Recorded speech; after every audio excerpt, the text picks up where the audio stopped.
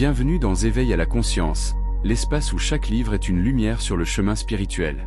Installe-toi, respire, et laisse les mots t'élever.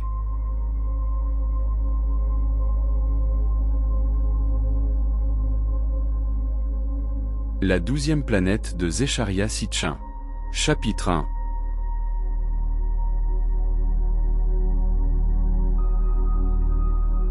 L'éternel recommencement. Parmi toutes les preuves que nous avons rassemblées pour étayer notre théorie, l'homme lui-même est la plus explicite. À bien des égards, l'homme moderne, l'Homo sapiens, est un étranger sur Terre. Depuis le jour où Charles Darwin scandalisa tous les savants et les théologiens de sa génération en publiant la théorie de l'évolution, on fait remonter le début de la vie sur Terre à des milliards d'années, en passant par l'homme, les primates, les mammifères, les vertébrés jusqu'aux formes de vie les plus primaires. Après être allé jusqu'à ses lointaines origines et avoir commencé à envisager les possibilités de vie ailleurs que dans notre système solaire, et au-delà même, les savants connurent leurs premiers doutes quant à l'origine de la vie sur Terre. D'une certaine manière, cette vie semble venir d'ailleurs. En effet, si elle est issue d'une série de réactions chimiques spontanées, pourquoi n'a-t-elle qu'une seule source et non pas une multitude de sources accidentelles? Pourquoi tout ce qui vit contient-il si peu d'éléments chimiques en abondance sur notre planète et beaucoup trop de ceux qui y sont rares? Alors, la vie aurait-elle été importée sur Terre? La position de l'homme dans la chaîne de l'évolution ne fait que compliquer l'énigme. Fort de la découverte, ici et là, d'un crâne brisé ou d'une mâchoire, les savants crurent tout d'abord que l'homme venait d'Asie, il y a quelques 500 000 ans. Mais, au fur et à mesure de la découverte de fossiles de plus en plus anciens, ils durent se rendre à l'évidence que les lois de l'évolution constituaient un enchaînement bien plus lent. On fait remonter les singes, ancêtres de l'homme, à une époque considérablement plus lointaine, soit 25 millions d'années. Des découvertes effectuées dans l'Afrique de l'Est nous révèlent qu'il y eut une transition d'hominisation des singes à une créature plus proche de l'homme, il y a 14 millions d'années. Ce n'est que 11 millions d'années plus tard qu'apparut le premier homme-singe digne de la classification des Homo. Le premier être que l'on considère comme se rapprochant le plus de l'homme, l'Australopithèque avancé, existait dans les mêmes régions d'Afrique, il y a quelques 2 millions d'années. Or il faut encore attendre 1 million d'années avant l'apparition de l'Homo erectus, et 900 000 ans avant celle du premier homme primitif. On nomme ce dernier l'homme de Néandertal, en raison du site où furent découverts ses premiers restes. Quoique 2 millions d'années se soient écoulées entre l'Australopithèque et l'homme de Néandertal, les outils de ces deux groupes des pierres coupantes étaient pour ainsi dire semblables. Ces deux groupes, tels qu'on les imagine, restaient indissociables. Pierre coupante. Puis, soudain, il y a 35 000 ans, une nouvelle race d'hommes, l'Homo sapiens, l'homme pensant, apparut comme venu de nulle part et elle balaya l'homme de Néandertal de la surface du globe. Ces hommes modernes que l'on nomme hommes de Cro-Magnon nous ressemblent tellement que, habillés comme nous, ils passeraient totalement inaperçus dans n'importe quelle grande ville européenne ou américaine. On a tout. D'abord appelé ces hommes, les hommes des cavernes, en raison des magnifiques créations artistiques qu'ils y ont laissées. Ils se déplaquaient facilement sur Terre car ils savaient construire, partout où ils allaient, des maisons et des abris faits de pierre et de peaux de bêtes.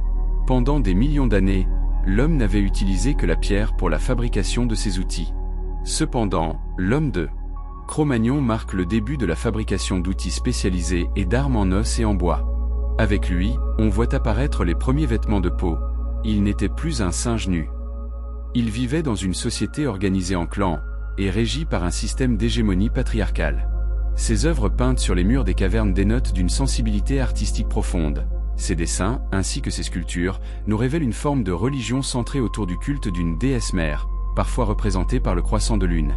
Il enterrait ses morts, ce qui nous laisse supposer qu'il devait avoir une certaine philosophie, concernant la vie, la mort et peut-être même, la vie après la mort. L'apparition aussi mystérieuse qu'inexpliquée de l'homme de Cro-Magnon ne fut qu'une partie de l'énigme. Car, au fur et à mesure que furent découverts de plus amples vestiges humains, tels qu'à Swanscombe, Stenheim et Montmaria, tout semblait indiquer que l'homme de Cro-Magnon descendit d'un type d'Homo sapiens antérieur, vivant en Asie occidentale et en Afrique du Nord, il y a quelques 250 000 ans. L'apparition de l'homme moderne, seulement 700 000 ans. Après l'Homo erectus et 200 000 ans avant l'homme de Néandertal, demeure tout à fait invraisemblable. De plus, il est clair que l'Homo sapiens représente une anomalie, elle aussi illogique, dans le lent processus de l'évolution, car beaucoup de nos traits, en particulier le langage, ne peuvent se rapporter en aucune façon aux premiers primates. Theodosius Dobzhansky, Mankin Evolving, l'éminent professeur, spécialiste du sujet, a été particulièrement intrigué par le fait que ce développement eut lieu à une époque où la Terre traversait une ère glaciaire, c'est-à-dire une époque particulièrement peu propice à toute évolution. Il fait remarquer que certaines caractéristiques font entièrement défaut à l'Homo sapiens qui, en revanche, en possède d'autres totalement inconnues jusqu'alors. Il en conclut que l'homme moderne a beaucoup d'ascendants, fossiles collatéraux mais aucun progéniteur. Ainsi, l'énigme de l'origine de l'Homo sapiens reste entière. Comment se fait-il que les ancêtres de l'homme moderne soient apparus il y a quelques 300 000 ans, au lieu de 2 millions sous 3 millions d'années plus tard comme l'aurait voulu le cours normal de l'évolution? Fûmes-nous importés d'ailleurs sur Terre? Ou bien alors créés par les dieux comme le prétendent l'Ancien Testament et d'autres sources anciennes? Nous savons, à présent, en quel lieu la civilisation a commencé et comment, à partir de là, elle se développa. On peut se demander tout simplement pourquoi il y eut civilisation. Les savants, frustrés dans leurs efforts, sont bien obligés de reconnaître que, selon toutes les données, nous devrions encore rester sans aucune trace de civilisation. En effet, il n'existe aucune raison apparente pour que nous soyons plus civilisés que les tribus primitives des jungle amazoniennes ou celles des régions inaccessibles de la Nouvelle-Guinée. Mais, nous dit-on, ces tribus vivent encore à l'âge de la pierre parce qu'elles sont isolées. Isolées de quoi? Puisqu'elles vivent sur la même terre que nous, pourquoi n'ont-elles pas acquis, par elles-mêmes, les connaissances scientifiques et technologiques comme nous sommes censés l'avoir fait? Toutefois, le problème n'est pas tant le retard des hommes de la brousse, mais bien plus notre propre avance sur eux. Car, de toute évidence, si l'on suit le cours normal de l'évolution, l'homme contemporain devrait encore en être au stade de l'homme de la brousse et non pas au nôtre. Pensons qu'il a fallu à l'homme plus de 2 millions d'années pour comprendre qu'il était de son intérêt de tailler et de façonner la pierre qu'il utilisait brute auparavant. Pourquoi pas alors encore 2 millions d'années pour apprendre l'usage d'autres matériaux et encore 10 millions d'années pour maîtriser les mathématiques, l'ingénierie et l'astronomie? Or voici que, moins de 50 000 ans après l'homme de Néandertal, nous en sommes déjà à envoyer des astronautes sur la Lune. Une question s'impose, est-ce nous et nos ancêtres méditerranéens qui avons, seuls, réellement acquis cette civilisation évoluée? Il ne fait aucun doute que la civilisation de l'homme de Cro-Magnon fut une civilisation soudaine et révolutionnaire même.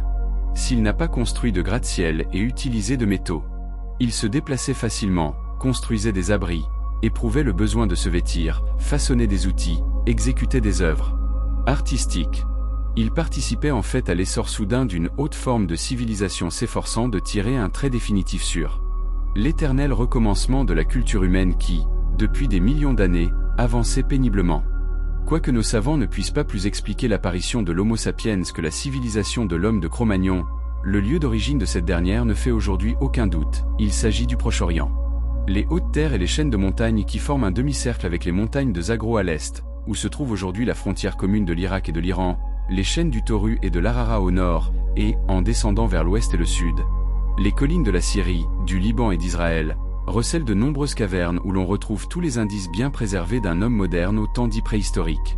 Proche-Orient. L'une d'elles, Shanidar, se situe dans la partie nord-est de ce demi-cercle de terre habitée.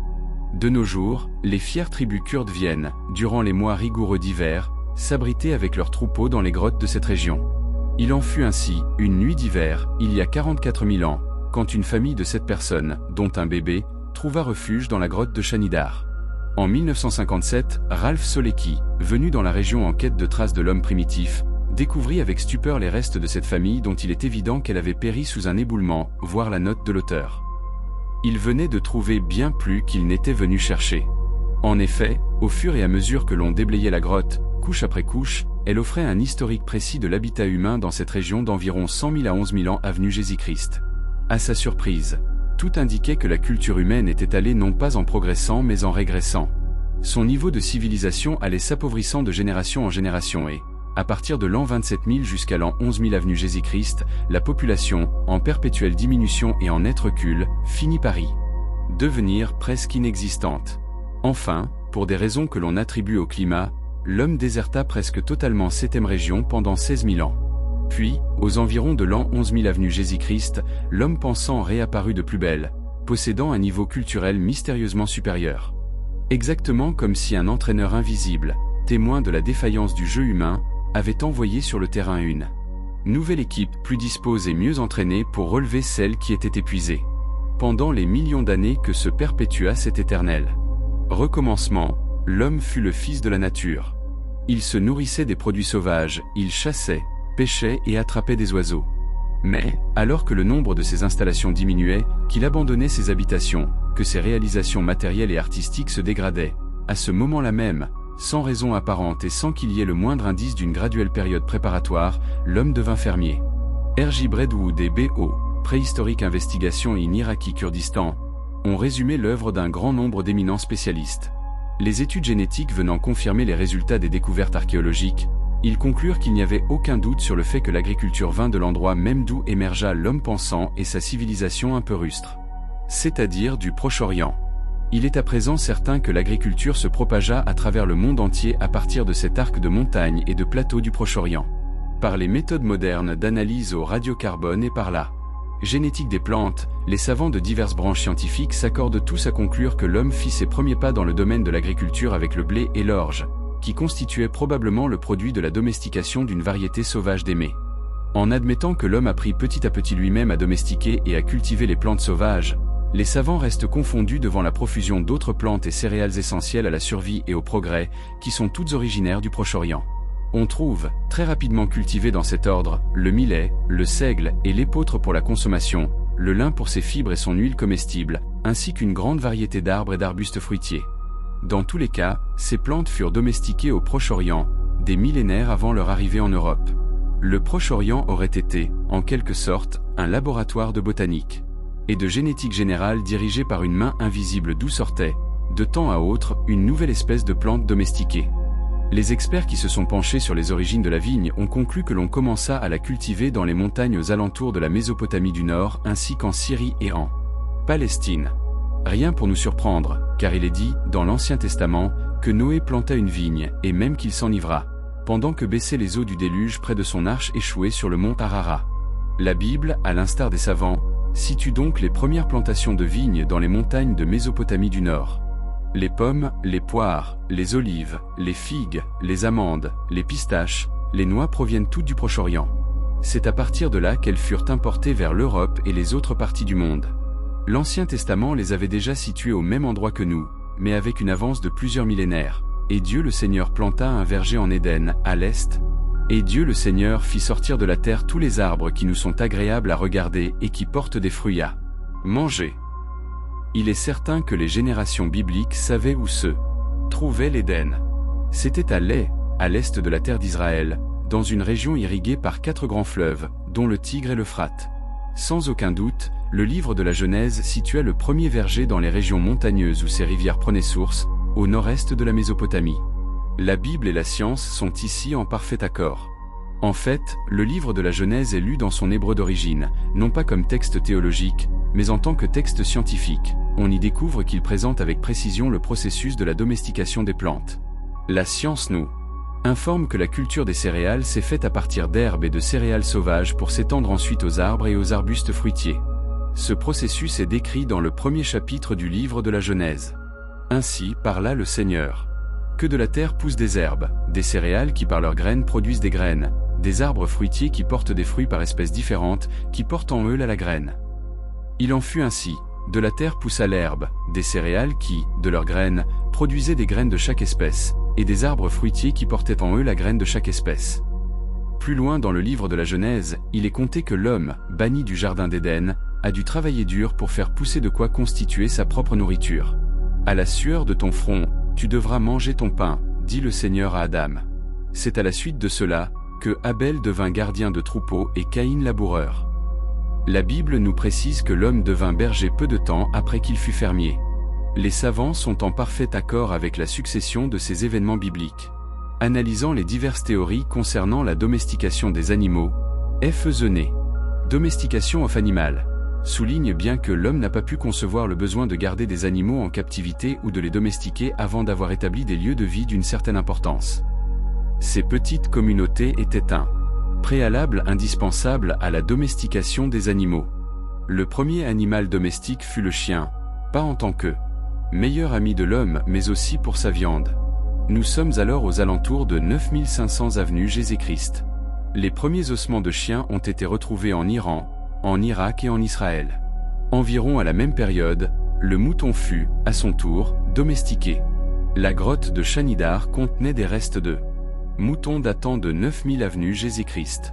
Ces restes témoignent que, chaque année, une partie des agneaux était abattue pour leur viande et leur peau. Les chèvres, qui donnaient aussi du lait, les suivirent de près. Et enfin les cochons, les bêtes à cornes ou sans cornes. Dans tous les cas, la domestication a commencé dans le Proche-Orient. Le changement radical qui se produisit dans le cours de l'humanité vers 11 000 avenue Jésus-Christ. Au Proche-Orient, et quelques 2000 années plus tard en Europe, a fait dire aux savants que cette période marquait clairement la fin du premier âge de pierre, le Paléolithique, et le commencement d'une nouvelle ère culturelle, l'âge de pierre moyen, le Mésolithique. Cette appellation est adéquate car la matière principale de l'homme continuait à être la pierre. Ses habitations dans les régions de montagne furent construites en pierre, ses villages protégés par des murs de pierre, son premier outil agricole la faucille fait de pierre. Il honorait et protégeait ses morts en couvrant et décorant leurs tombes de pierre. Il sculptait également dans la pierre les images des êtres suprêmes ou des dieux, dont il attendait de divines interventions. On a retrouvé en Israël du Nord une de ces sculptures datant du 9e millénaire avenue Jésus-Christ. C'est une tête d'un dieu protégée par un casque strié et affublé de grosses lunettes. Tête d'un dieu protégée par un casque strié et affublé de grosses lunettes. Cependant, d'un point de vue général, il serait plus approprié d'appeler cette période qui commença aux alentours de 11 000 avenue Jésus-Christ, non pas l'âge de pierre moyen, mais l'âge de la domestication. En un espace de temps aussi court que 3600 ans, une broutille, en quelque sorte, l'homme se fit fermier et apprit à domestiquer les animaux mais aussi à tirer parti des plantes sauvages à des fins domestiques. Alors, une nouvelle ère s'ensuivit. Nos savants l'appellent nouvel âge de pierre, le néolithique. Mais ce terme est, lui aussi, totalement inadéquat puisque le principal changement qui se produisit vers 7500 avenue Jésus-Christ fut l'apparition de la poterie. Pour des raisons qui continuent à leur échapper mais qui s'éclairciront au fur et à mesure du récit que nous allons faire des événements préhistoriques. L'acheminement de l'homme vers la civilisation se limita, pendant les premiers millénaires après 11 000 avenue Jésus-Christ, au plateau du Proche-Orient. L'homme découvrit les différentes utilisations de l'argile lorsqu'il abandonna la montagne pour les basses vallées sédimentaires. À partir du 7e millénaire avenue Jésus-Christ, la civilisation du Proche-Orient regorgeait de peuples qui se servaient de l'argile et de la poterie pour fabriquer un grand nombre d'ustensiles, d'ornements et de statuettes. En 5000 avenue Jésus-Christ, le Proche-Orient produisait des objets en terre séchée ou cuite de très grande qualité et de style extraordinaire. Mais, une fois de plus, le progrès se ralentit, et, en 4500 avenue Jésus-Christ, les archéologues constatent que cette régression se faisait sentir partout. La poterie se simplifia. Il y eut un retour à l'âge de pierre avec l'utilisation générale des ustensiles de pierre. Quelques sites, au lieu de l'industrie de la poterie, commencèrent à être abandonnés jusqu'à l'entière disparition de la fabrication des objets en terre. Selon James Mellart, Earliest Civilization of the Near East, il y eut un appauvrissement général de la culture. Quelques sites témoignent clairement de cette nouvelle phase de pauvreté. L'homme et sa culture se montraient en net déclin. C'est alors que, soudain, d'une manière imprévisible et sans explication, le Proche-Orient fut témoin de l'essor de la plus grande civilisation imaginable, celle où les racines de la nôtre sont fermement ancrées. Une main mystérieuse avait, une fois de plus, sorti l'homme de sa déchéance pour le porter à un niveau bien supérieur de culture, de connaissance et de civilisation. Note de l'auteur. Le professeur Solekim a précisé que 4 seulement des 9 squelettes trouvés avaient été écrasés par l'éboulement.